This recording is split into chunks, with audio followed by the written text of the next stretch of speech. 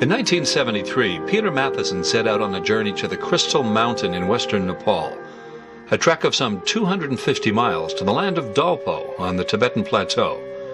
Theoretically, his quest was to study the Himalayan blue sheep, but when Matheson's masterpiece of travel literature, The Snow Leopard, was published to great acclaim, his story was described as the astonishing spiritual journey of a man in search of himself.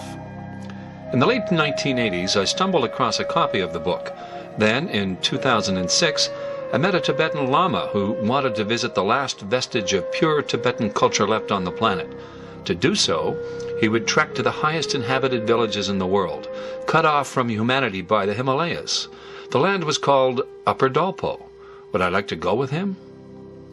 Why do people go to such quests? What is it about such high places that draws wanderers? What answers do they seek there? I didn't know, so that's why I went to follow in the footsteps of the Master. Hello everybody, my name is Michael McCarthy, and I wear a lot of hats, and I'm wearing this hat because I'm getting ready to go on trek to Dolpo with Lama Tenzin.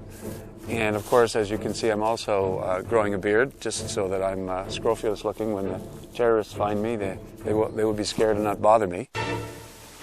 Fear is an interesting emotion, and one quote I like about fear is that we fear things in proportion to our ignorance of them.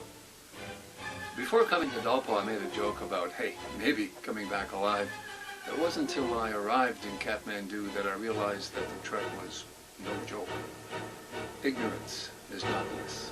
My name is Lama Tenzin Chogyal, and I'm the Sakya Tibetan monk.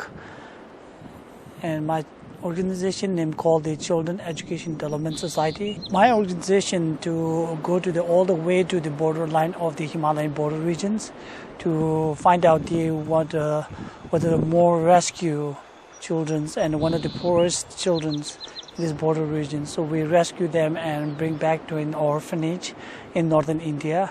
So we're giving you whole educations and shelter and everything. Once we get into Kathmandu, we are spending there for like 1.5 days, which is like to doing some paperwork for the for permit and all this other equipment too. We are going to meeting with Tinle, who is the chief of Dolpo, and Kathy is going with us to flying to the Dunya. The one and only Mr. Tinley is the star of the movie Himalaya, which was shortlisted for the Academy Awards as Best Foreign Film. He's the chieftain of the village of Salbang in Upper Dolpo and the last of the original cowboys. At 66 years of age, this guy claims to have crossed the Himalayas once a month for over 50 years. Charismatic man and doesn't take no for an answer. He's the only reason we got into Dolpo. Budnath, the Tibetan district of Kathmandu, with its giant stupa, is our home while we prepare for our journey. Kathmandu, legendary capital of Nepal, starting point for treks into the Himalayas. The story begins here in the dusty, potholed medieval city, swollen in size with refugees from the Nepali Civil War that's been raging for a decade. Budnath is the center of Tibetan Buddhism in Kathmandu, with beggars, pilgrims and worshippers circumnavigating the giant stupa and praying for a better tomorrow. Lama Tenzin has a vision. It's about children. We will trek across the Himalayas to the seldom visited land of Upper Dolpo, to the highest inhabited villages in the world, to find and rescue abandoned children, or children whose parents wish their kids to have a better future. Bring them to India for an education in an effort to save the last vestiges of pure Tibetan culture left on earth. There is, of course, a small problem. Nepal is in the midst of a civil war between Maoists and the government, and no one cares about Tibetans whatsoever. At the best of times, Kathmandu is organized chaos. With hundreds of thousands of people fleeing their villages because of the civil war, the city is a madhouse. We drive from government office to government office trying to get a trekking permit, with no success. We are told it is 100% guaranteed that the Maoist guerrillas that control the countryside will capture me. And such activities are bad for tourism, the only industry left in Nepal, so best to stay in Kathmandu and just enjoy the sights. I explain that I expect to be captured, and to pay a ransom, but I fear no trekking permit will be issued.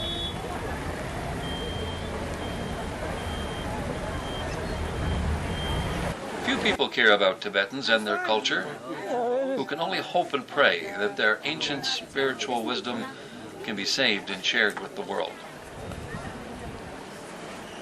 Lama Tenzin, his brother Shuang, sister Samcho, a girl named Pima Lamo, and myself were all staying at a Tibetan guest house while we try to get our trekking permits.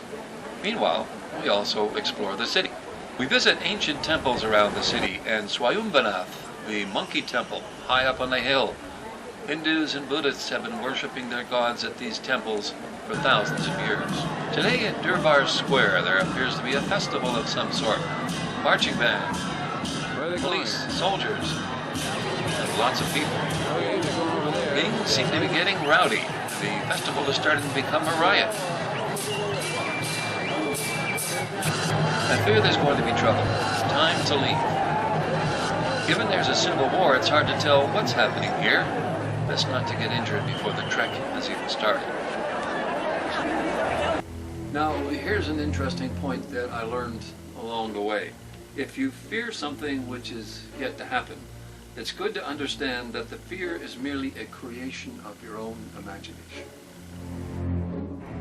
To escape the insanity, we head over to Pashupatnath, the burning ghats on the holy Basmati River. The burning ghats are cremation grounds where the souls of the deceased are released to nirvana. Pashupatnath is a very holy temple for Hindus and Buddhists alike. It's also an open-air crematorium where bodies are burnt in public. Death is seen as something to celebrate, not to fear.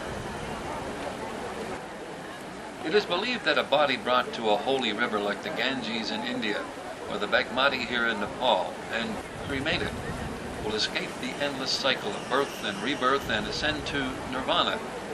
Therefore, death here is not to be feared, or funerals to be kept private, and the deceased mourned. Strangely enough, it's also become a tourist attraction. Families often come here for what we would call picnics.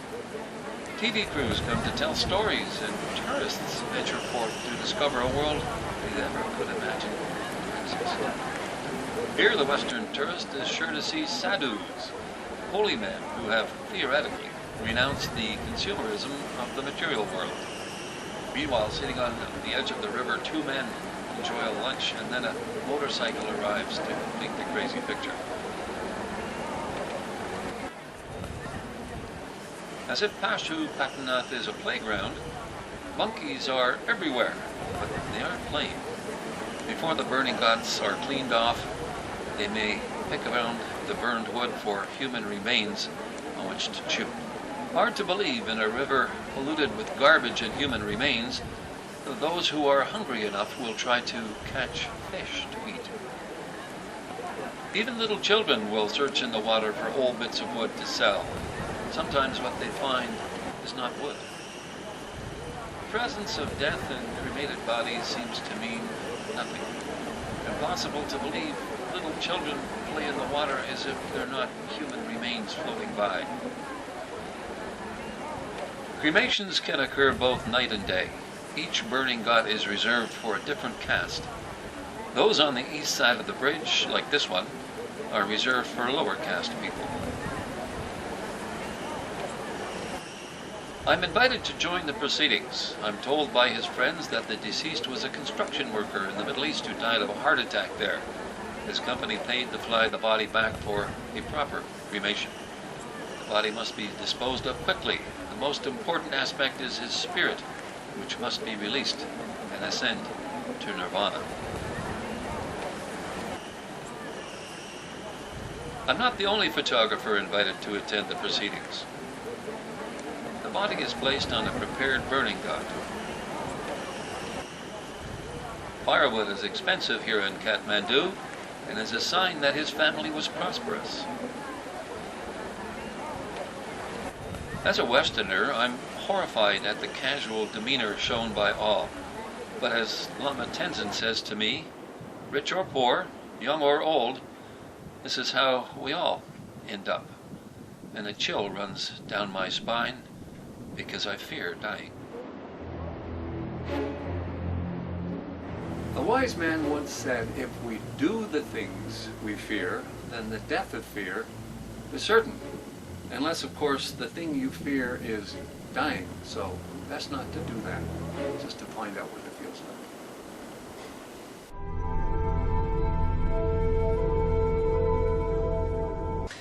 Lama Tenzin's vision of going to the highest places on the planet, the highest inhabited villages in the world, and try to save abandoned children and bring them back and teach them to be teachers and doctors and go back to their villages was an incredible vision. He has some concerns because he's taking, McCarthy, who's our great volunteer for the Dolpo project, and he is responsible for him and all the people that he's going with, but he has full faith in the Buddha and he's just going to go with the prayer. We had to fly to western Nepal, a wretched little town called Nepal, or Grunge as we call it, because it was such a wretched place. We almost died overnight, and unbelievably hot. This was the hottest time of the year in a bake oven of a hotel. So happy to get on a tiny plane and fly into the Himalayas the next morning, 7,700 feet, to an airstrip called Jufal, which is basically just a quarry or a piece of land hacked off the top of the mountain.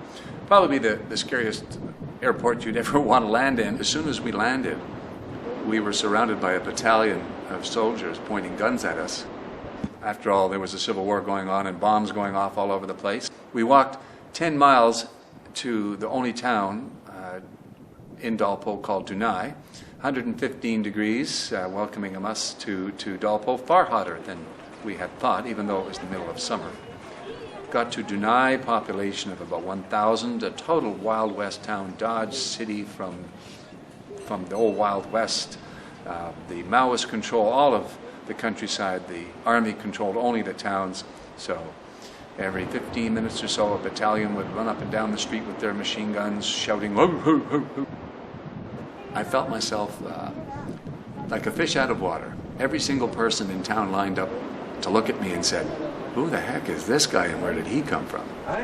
So here we are in Dunai, which is base camp, as you call it, for our trek. It's been 10 days so far since my travel started, and this is our first jumping off point into the wilderness. And it's going to be, I guess, about 25 days trek. And the problem has been getting porters because we lost all our horsemen who are busy doing another job. We got our porters in Dunai, even though most of the villagers were off harvesting worms to sell to the Chinese. There's no money in Dolpo, but there are these magic worms called cordyceps, which I guess are worms that die and emerge as a fungus out of the ground, and the villagers dig them up and sell them as aphrodisiacs to the Chinese at 75 rupees a worm. So our porters all disappeared to go dig cordyceps.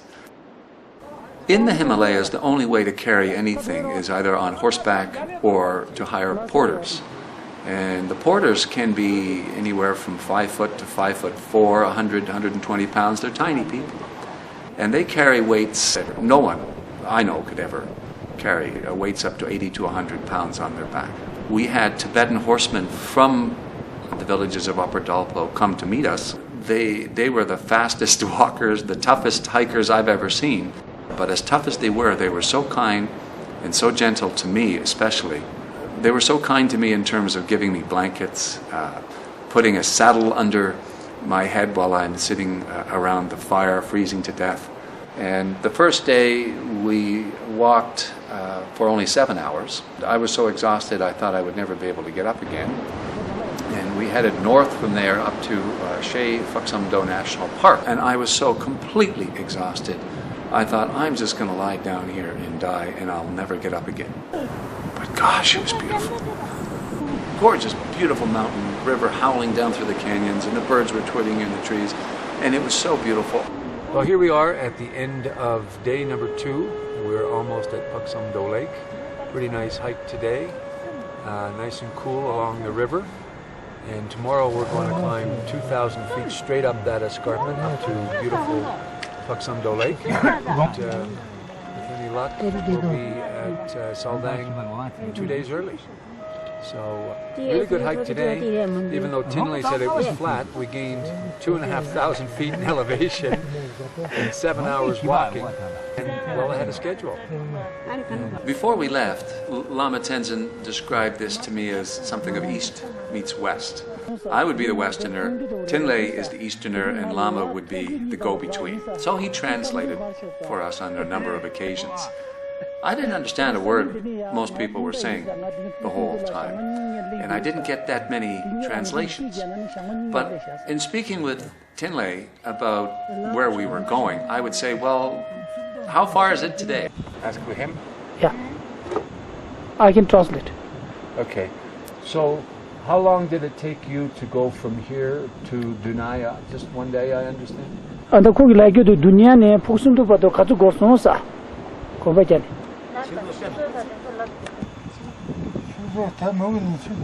저게 주저 가던 두니안 랑. So he start from the dunya like at 4 o'clock in the morning, and he get here 5 o'clock afternoon. It's like 12 hours. Yeah. Up, going uphill. Yeah, 12 hours from dunya to Paksumdo. Wow. Within the 12 hours. Well, you know what? I don't want to have a race. So this is not just hill. You can see more where the real hill. Well, in English, flat means flat. In Tibetan, flat means up and down and up and down. Camped overnight, started climbing very steeply, went as far as the bottom of Paksumdo Falls, day 2.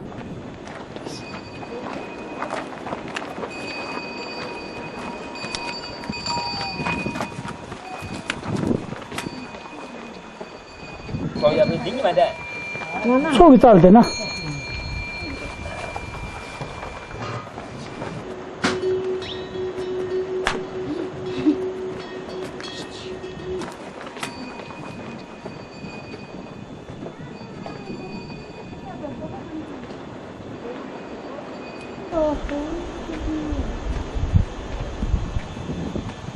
Welcome to the 12th century.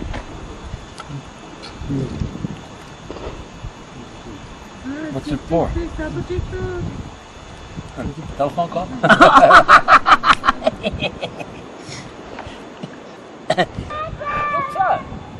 Okay.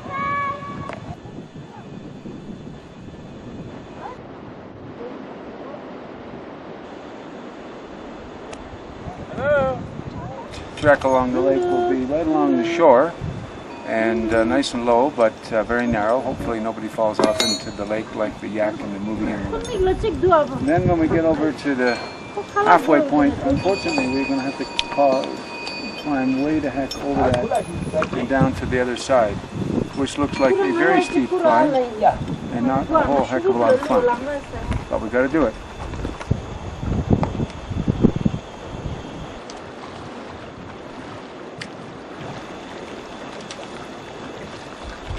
When we got to Paksumdo Lake and the sun came out and the whole lake turned to aquamarine, it was the most extraordinarily beautiful place. As we were going to go around it, our guide Tinley said, whatever you do, don't look at the water.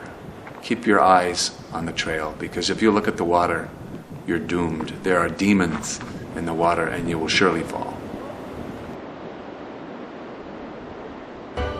There are many legitimate kinds of fears. There are fear of heights, fear of falling, fear of failure, and fear of dying. When it comes to trekking across the Himalayas with a crazy chieftain and a mad monk, I realize I had all of those fears.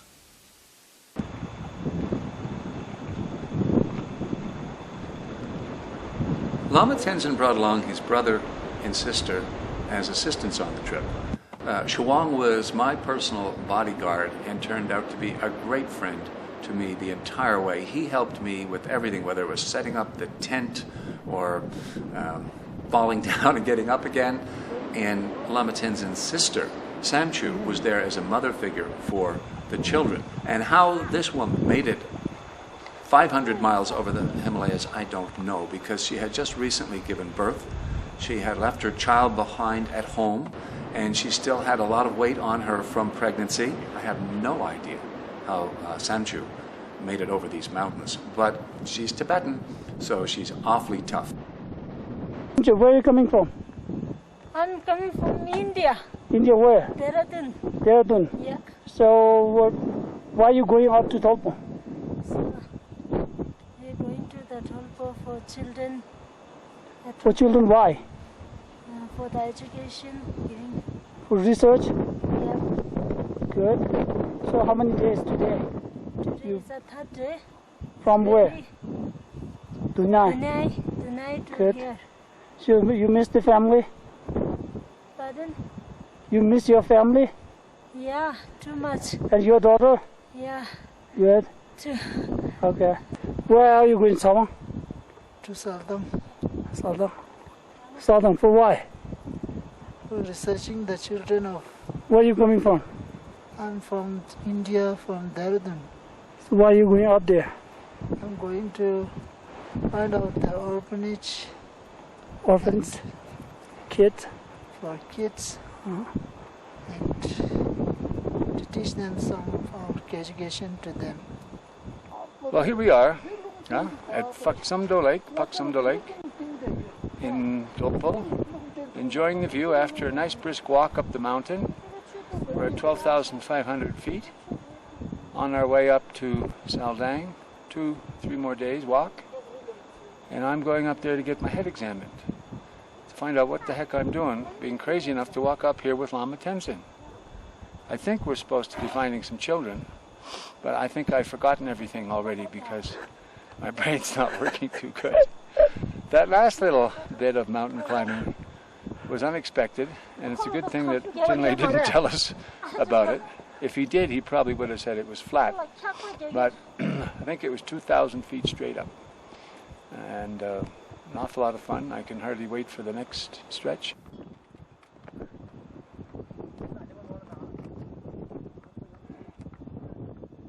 Day 3, we climbed up to Paksumdo Lake and up to as high as 14,500 feet and then down the other side where we had an encampment. So this is our campsite for day number 3. It's 4:30 in the afternoon. I guess it doesn't get dark till 7:30, so we have lots of time to set up and have dinner. For myself, I'd like to lie down on the ground and never get up again. That's how tired I am. I'm sure everybody else is just as tired. But the scenery is beautiful, and we're making great progress, and we're even ahead of schedule.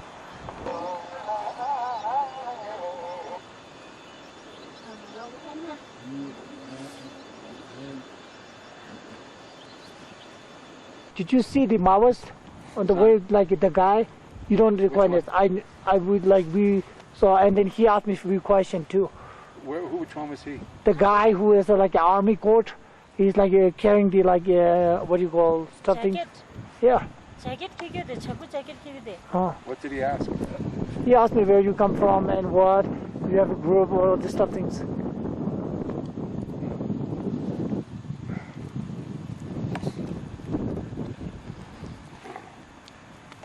Well, here we are enjoying a nice rainy day in Lower Dolpo. Wake up this morning and find out that it's raining an awful lot.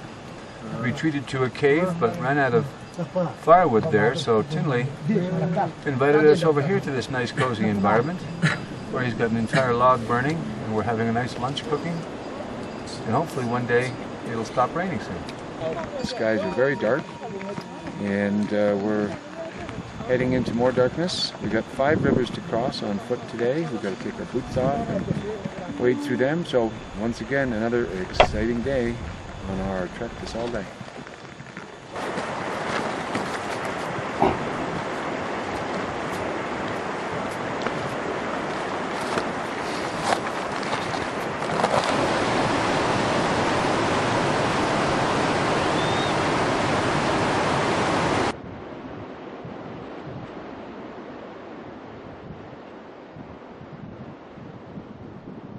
a short day to the foot of the first heavy pass where we camped, Black Canyon Ascent, with no oxygen. Almost died near the top of the pass. It didn't seem like we could ever get up and walk again. Lama Tenzin pointed and said, "Look over there." Way down below we could see 3 tiny dots moving really fast coming out of the east. And I thought, who could that possibly be? Lama Tenzin said to me, "These are the Maoists."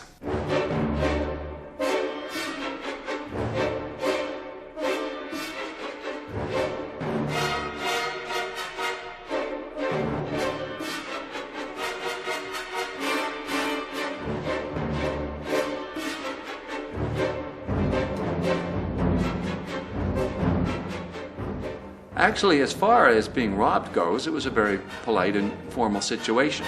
Negotiations took place right on the pass to Upper Dolpo, right at 18,000 feet in a howling wind and freezing cold. Actually, we asked for and were given a receipt for the 15,000 rupees that they took away from us.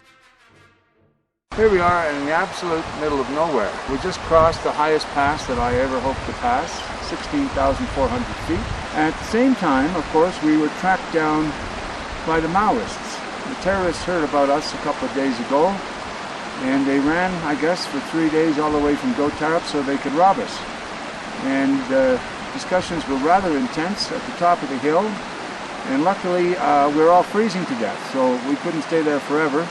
And eventually they were happy to steal $200 from us, but we also have our cameras and everything else here which they could steal, but they didn't.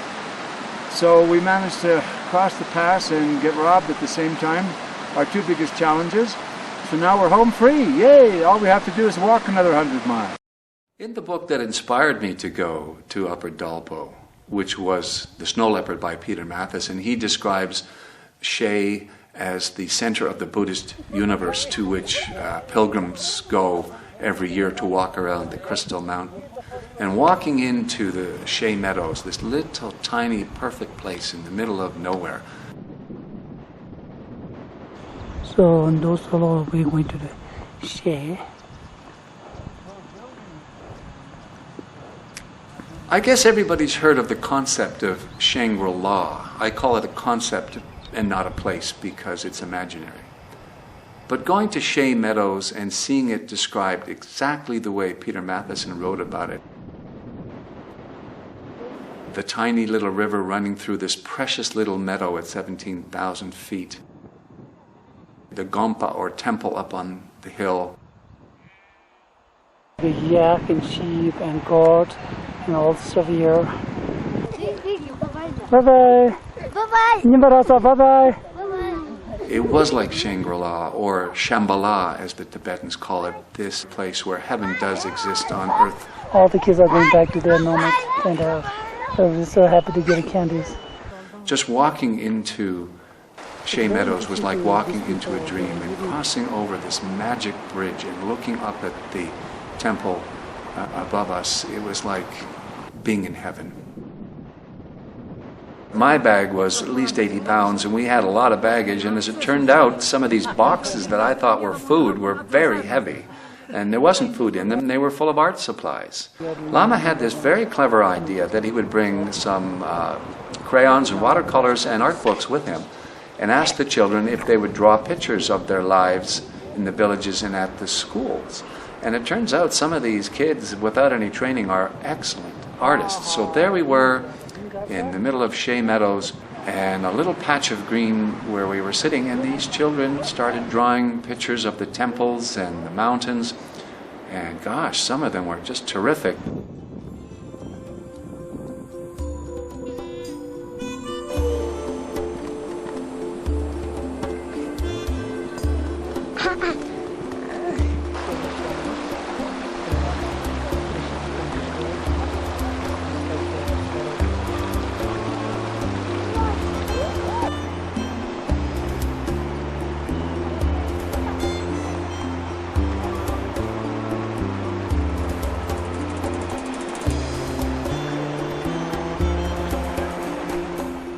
From there, we went over the second pass, And then we arrived at Karang, our destination. So this is the village of the Karangs. So we almost get there. There's a Pimalamu fathers.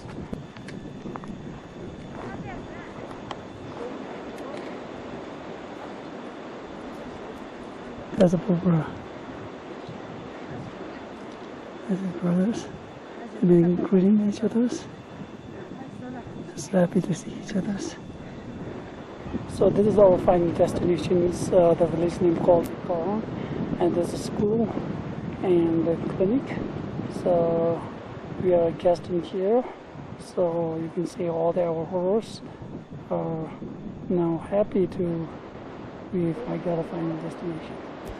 The village of Karang, where we stayed in the Village Development Committee guest house, which they had built for the 1 or 2 tourists a decade who might come by this place. And it was up next to the school, high above the valley, and the village was far below. I'd say about 3,000 feet. So the school kids who went to the school next to where we stayed every day had an hour and a half climb up from the village.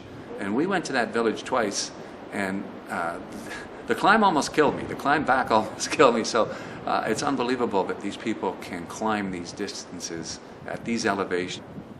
The people of the villages have to walk over 2 18,000-foot passes to get to the nearest wood, cut down a tree, make a plank, and carry it back over 2,000 18-foot passes. So any wood you see in Upper Dolpo is carried in at great expense. The houses are mostly made of mud and stone with a little tiny bit of wood. And it's such a dry area that if it rains, which it does once in a while, the houses start to crumble. I don't know how old these houses are. They could be several centuries or as much as 1,000 years old, but I don't think they've changed at all since biblical times. The animals live downstairs, the people live upstairs. There are no windows because it's too cold, so it's pitch black inside. And walking into one of these houses is like going to back to the Stone Age. These villages have not changed at all in many centuries. While the rest of the world has changed and people think that every place in the world has been explored, Upper Dolpo has never changed, and I doubt it ever will. There's virtually no currency, no money. There's no way to earn any money. Being a porter and carrying goods or looking for worms are the 2 only ways to get any money. And people there, if they get any currency at all, will hike over into China, where they'll buy some running shoes or some rice. Any type of goods that you find in Dolpo have to be imported. Everything has to be carried in. So there's virtually no money at all, and no opportunity really to earn any. So people just live off of whatever they grow, and if they don't grow enough food, they can't live. It's hard to describe how poor these people are. They only have one set of clothes, which they wear. None of the men, apparently, that we hired as porters had any coats. They don't have furniture. They have nothing. And as far as that poverty goes, one of our horsemen was so poor that he didn't have a horse. He carried his children on his back when we were coming out. And the other horseman told us that he was so poor that he had nothing. And I think he made a few rupees walking to Tibet and carrying goods into Upper Dolpo on his back. But this guy had 3 children and no possible way of feeding them. So he was so happy when Lama Tenzin showed up, and this gentleman was very happy to have his 3 little children have the chance of a better life by going to India. Upper Dolpo is very much like a lunar landscape. It's all rock and dust, and the wind blows constantly, and there's dust on everything, and you can never get clean. And which is why I suppose the people don't wash very often. You're dirty 5 minutes later, and inside the houses they cook with yak dung. So the houses are very dirty inside. The people all inhale this. I think a lot of them end up with black lung from many years of inhaling yak dust. It's an extraordinarily dirty place because of the constant dust blowing in the air. And water, of course, just hiking to get a pail of water means a 5,000-foot descent, another 5,000-foot ascent. So people don't wash as often as they do in America. It's really hard to describe a typical family unit in Dolpo. First of all, I didn't understand any of the language. Nothing was really translated for me. And the Tibetans do not seem to be publicly affectionate. They never introduce themselves. They never say who they are. No one introduced me to them, so I was guessing a lot. And most of the men appeared to be missing. They were off in the mountains tending yaks or sheep or goats. So it was mostly women alone in the huts. And I gather that from Tibetan culture, that women take boyfriends, partners, and different men, so that a lot of the children don't really have what you and I would call a father. So it's really hard to tell who is who, and I never saw what you and I would call a family unit, mother, father, and children. Also, the children start work at such an early age. I think here in the West we tend to forget that in the old days, children didn't go to school. They started helping the family work as soon as they were able to do so. So in Upper Dolpo, children may start work as early as age 4 or 5. As a matter of fact, Lama Tenzin told me that when he first went to Dolpo on his first expedition with his brothers, they got lost and they came across a small child, 4 years of age, in the middle of nowhere tending some sheep. And they asked him, "We're lost, can you take us to your village?" And the little boy, 4 years old, said yes. It turned out to be a 4-day walk to the nearest village. Well, yak butter and yak butter tea is without a doubt the most vile and disgusting concoction that I've ever put in my mouth. We lived on a bowl of noodles a day.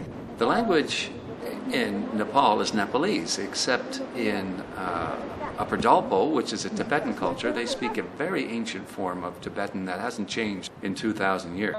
Lama Tenzin speaks modern Tibetan, so he could sort of understand what they said. I asked him to talk in Tibetan, she translated to Dolpo. She don't understand. That's why it's taking a long time. And it's very difficult to understand if they are like, in the middle of things. So due to the Maoist situation, the Maoists have a history and reputation for coming in to a village and taking all of the children out of school and taking them for the army. So the people there were very afraid of the Maoists doing that to their children, and they were very happy that Lama Tenzin would take their children with them. So they didn't want the Maoists to have them, but they certainly did want Lama Tenzin to take them someplace where they could get a proper education and some sort of medicine. So children are very much loved there. We ended up bringing 6 children back with us, 2 of whom Lama brought because he insisted that they come because of medical conditions. I think they certainly would have died if they didn't come with us. But it broke our hearts to see so many of the other children who obviously needed medical attention, and we couldn't bring them all. So we had to leave behind some children who were obviously badly in need of medical attention that they were not going to get and probably would die. Lama Tenzin set out to get 2 or 3 children because that's all his funding would allow. After all, taking care of a child and putting them in school and getting proper medicine and health care and education costs a lot of money. So we ended up bringing back more than we had intended, simply because Lama Tenzin was afraid that these children were going to die. It would have been wonderful to bring back more, but how do you bring an entire village back home with you?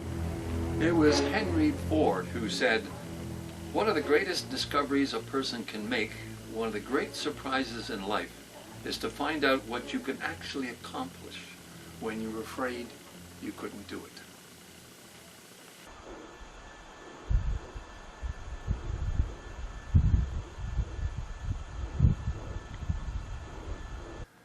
We didn't know if we would find any children, have permission to bring back any children. Our goal was at least 2 or 3. We ended up coming back with 6. The oldest was 12. Most of them were 6 years of age, and we had a couple of 3-year-olds. The children actually outwalked us. We never caught up with them in the 7 days that we were walking. We are taking another route, which is go all the way down to the Dunya, but we are taking from Dotarab. So we are coming through this way because we can see more pictures of the Dolpo regions. The way back that we had planned went through the village of Dotarab. Unfortunately, when we were in Karang, we found out that Dotarab was the headquarters of the Maoists. Since we had met the Maoists already, we didn't really want to meet them again. So we adjusted our itinerary a little bit and took a detour, which, as we found out later, was 200 miles long and 7 days in length and crossing 2 18,000-foot passes. But we had no horses and we had no porters, so we once again relied on Mr. Tinley to round up the villagers. The ones who weren't coming with us were asked to donate horses.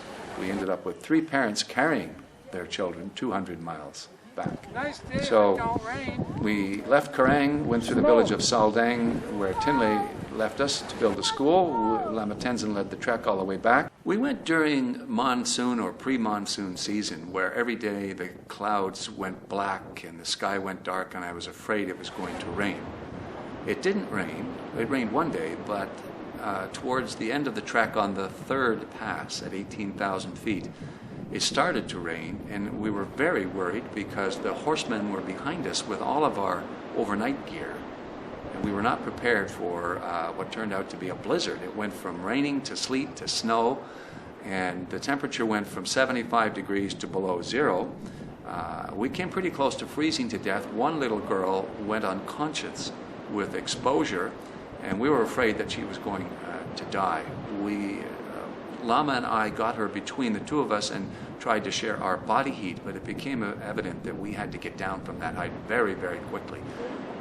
During the rain and snow, there's no possibility of making a fire with yak dung because it gets wet and won't burn. Here's the mother carrying the baby. There's just some trouble in the snow here. Here's the other.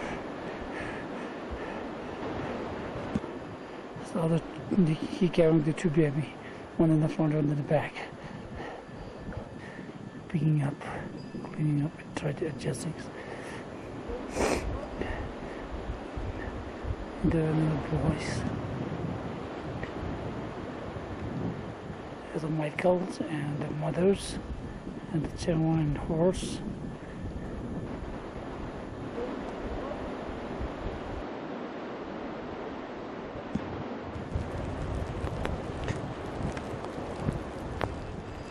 Carrying the small baby, and here's a Pamachuk, the horse, the old lady baby, the girls walking front first. We're very, very fortunate to have come across a tent that we were allowed into. Otherwise, I'm sure this child would have died, and I don't know what would have happened to the rest of us. We were completely soaked and freezing to death at 17,000 feet. And we were very lucky to come across a fire. Otherwise, I'm sure there would have been a tragedy. We crossed over 4 18,000-foot passes. The first one nearly killed us. The 4th one, we realized that we were actually going to make it because the fear of dying was there the entire trip. One false step and you were a goner, and of course there was no rescue. So we had a nice little prayer ceremony at the top of the 4th pass, and we could look down and say, it's all downhill from here. Nelson Mandela once said that courage is not the absence of fear, but the triumph over it. The brave man is not he who does not feel afraid, but he who conquers that fear. Buddhists believe in reincarnation so that you should live your life in such a way that when you come back again, you come back as a better person. And they pray, they have their prayer flags blowing in the wind all day. They have prayer wheels through which the water runs, emitting constant prayers so that they can be better people in their next incarnation. And the people in Upper Dolpo lived their entire lives as pure Buddhists. So they welcomed us into their arms, they let us stay with them, they fed us, even though they had nothing. So the prayer flags blowing in the constant wind were a reminder of how pure Tibetan a lifestyle they were living. There was only one girl who was older at 12, and I take my hat off to her and salute her for being the bravest and toughest 12-year-old I've ever seen, because she carried my pack 200 miles on the way back. And when we asked her if it was too heavy, she said, no, I'm used to carrying much heavier weights than this. These children are very, very tough, and I'm sure that they'll be very successful adapting to their new life, and hopefully the plan is that they will go back home and help their people.